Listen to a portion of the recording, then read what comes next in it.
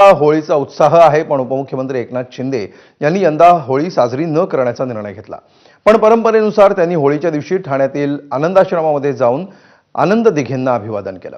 अजित पवार यांचं निधन आणि शिवसेनेच्या एका जवळच्या कार्यकर्त्याच्या घरातील व्यक्तीच्या निधनामुळे शिंदेंनी यंदा होळी खेळणार नसल्याचं स्पष्ट केलं होतं।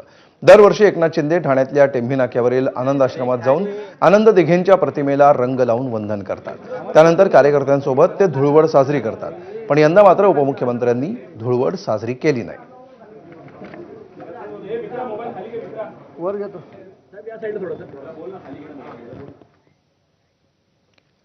तर मुख्यमंत्री देवेंद्र फडणवीसांनी आपल्या कुटुंबियांसोबत धुलीवंदन साजरं केलं आणि याचे फोटो देखील समोर आले।